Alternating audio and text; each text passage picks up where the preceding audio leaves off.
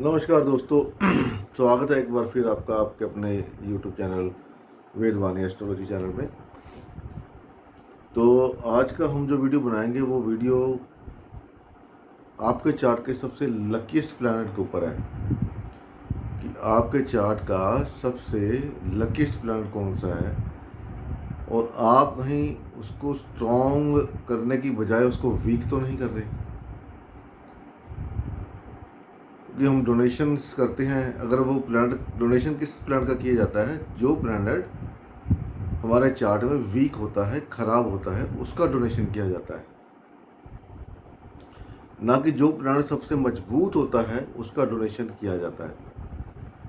जो प्लैनेट सबसे मजबूत होगा उसका डोनेशन कभी लेना भी नहीं चाहिए, क्योंकि जब आप उसका डोनेशन लेते हैं तो होता क्या है, आपने उस प्लैनेट को वीक कर दिया, उसकी स्ट्रेंथ किसी और को दे दी और फिर वो हमको प्लैनेट अच्छा फल नहीं दे पाता और हम सोचते हैं यार हमारे साथ ये क्या हो रहा है, प्लैनेट भी अच्छा बैठा है, हमको रिजल्ट भी अच्छा नहीं मिल रहा, करें क्या। फिर हम ज्योतिषी के पास भागते हैं और कई कई बार हमको प्रॉब्लम भी होती है तो हम ज्योतिषी को पैसे दे के आते हैं।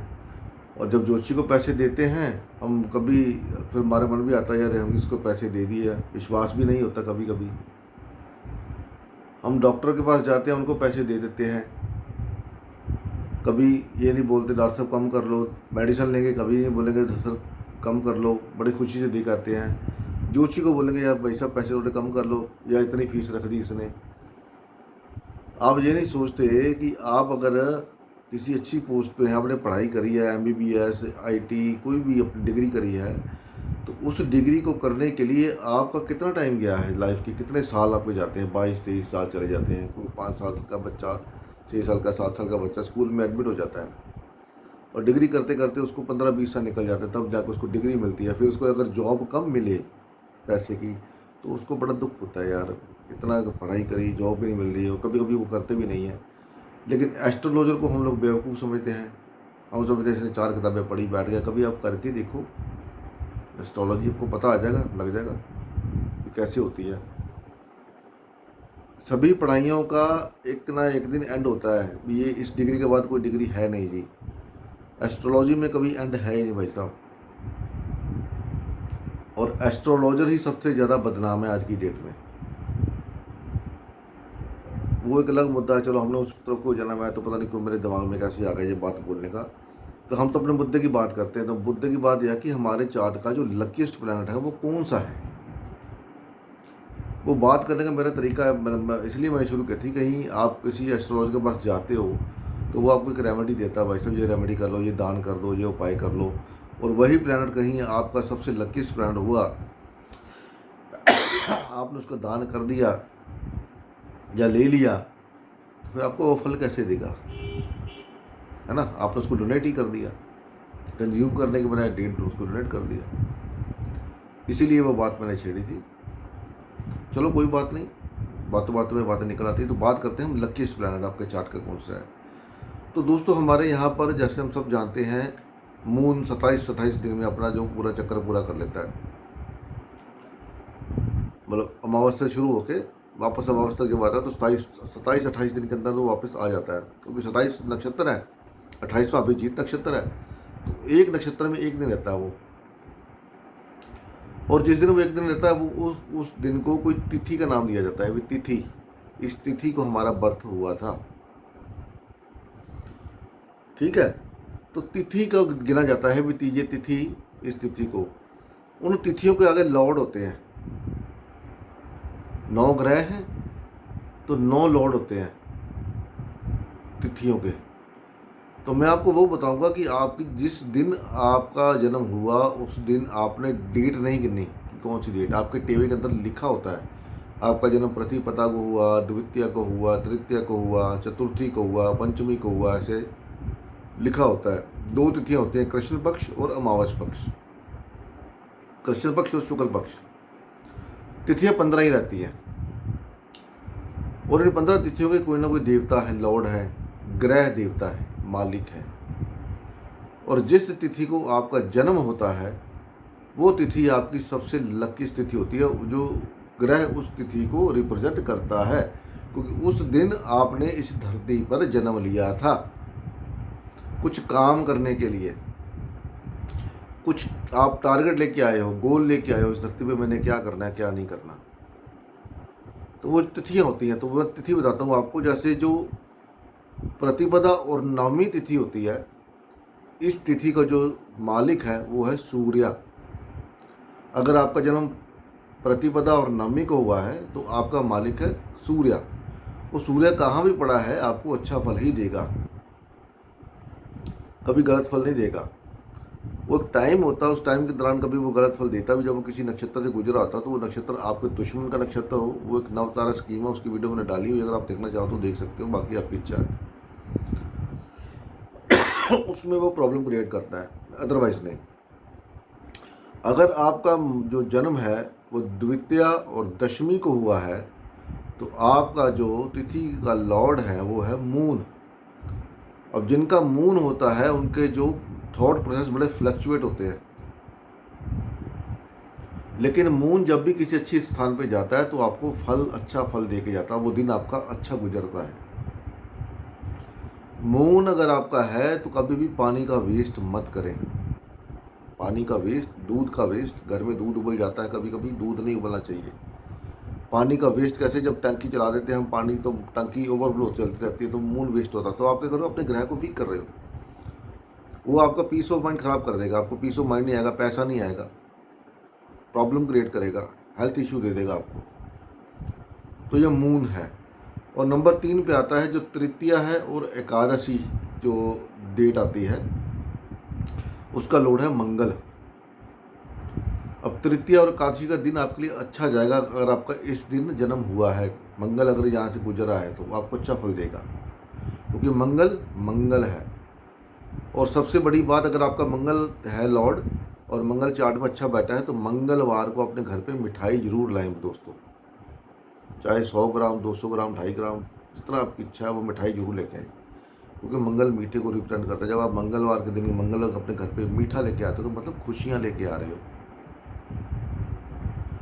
तो कोशिश करें मिठाई लेके आएँ, फल नहीं मिठाई।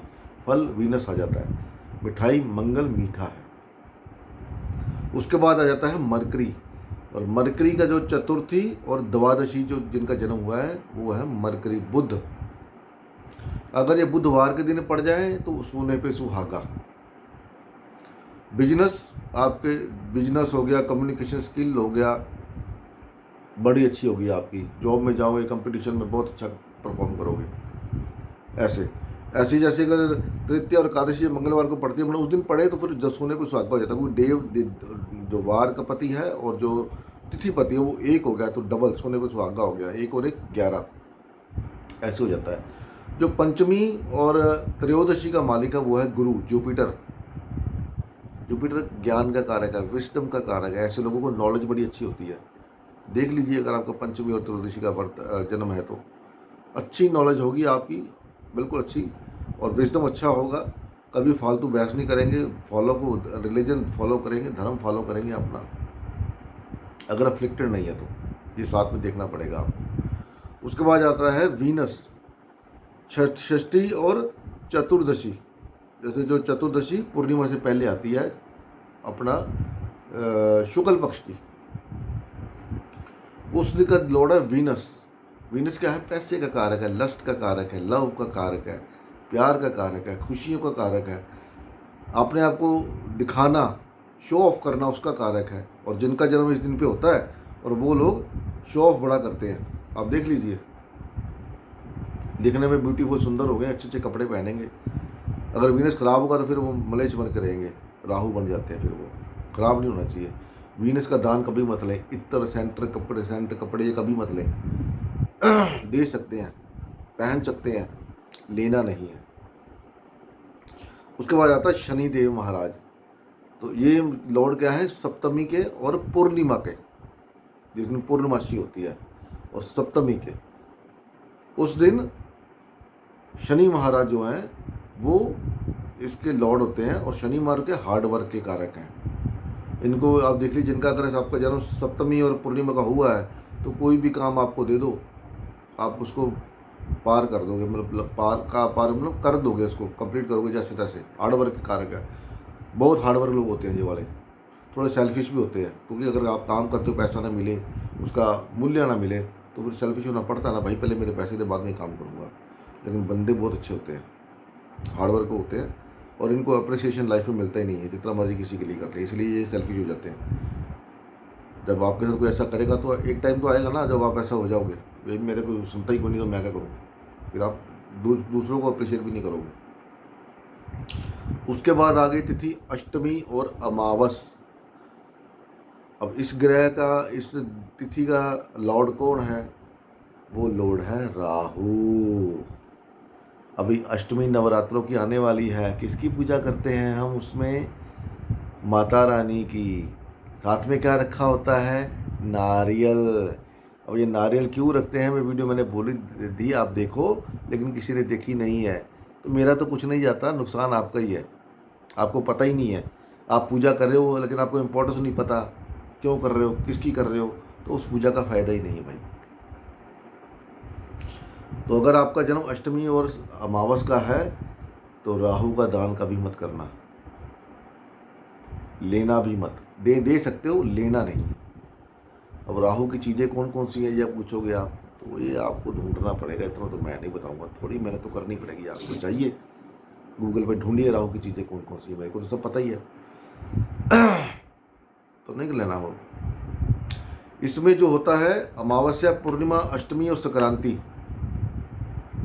ये 4 दिन ऐसे होते हैं जिस दिन मून आपको अच्छा रिजल्ट नहीं देगा, क्योंकि या तो वो सूर्य से चौथे घर में होता है या 7वें में। अष्टमी आएगी तो सूर्य से चौथे घर में होगा, पूर्णमासी आएगी तो सूर्य के बिल्कुल सामने होगा, और जब संक्रांति आती है तो वो सूर्य से 10वें घर में होता है।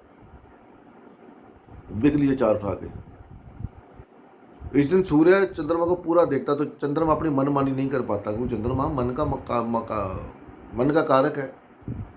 वो हमेशा अपनी मनमानी करना चाहता है। जैसे आप जब आपको राजा को देखता है तो आप मनमानी नहीं करते, तो उस दिन आपको थोड़ी प्रॉब्लम होती है कि आपकी बात पूरी नहीं हो रही यार। तो इस बात का ध्यान रखें। इन तिथियों को जो मैंने बताया, वीडियो को बार बार सुन सकते हैं अगर आप चाहो तो। वैसे आप सुनोगे नहीं, मेरे को पता है। पूरी भी नहीं देखोगे, आपकी तिथि आई और आपने वीडियो को बंद किया और नमस्ते, तो नुकसान आपका भाई, मेरा नहीं है। करते रहो। मिलते हैं आपसे अगली वीडियो में, तब तक के लिए नमस्कार। आशा है वीडियो पसंद आई होगी। पसंद आई है तो इसको लाइक करिए, शेयर करिए और दोस्तों के साथ। मेरा अगर यूट्यूब चैनल पहली बार आए तो इसको सब्सक्राइब करके बेल का आइकन दबा दीजिए। साथ में आल का जो बटन है वो जरूर दबाएं, ताकि आपको मेरी वीडियो अपलोड होने वाली फटाफट मिल जाए। बाकी जैसी आपकी इच्छा, आपका मन, आपका बिहेवियर, आप क्या सोचते हैं, वो सब आपके ऊपर है। प्रभु सब आपके ऊपर है। मिलते हैं अगली वीडियो में, तब तक के लिए नमस्कार। भगवान आप सबका भला करे। ओम नमः शिवाय, ओम नमः शिवाय, ओम नमः शिवाय। जय माता दी।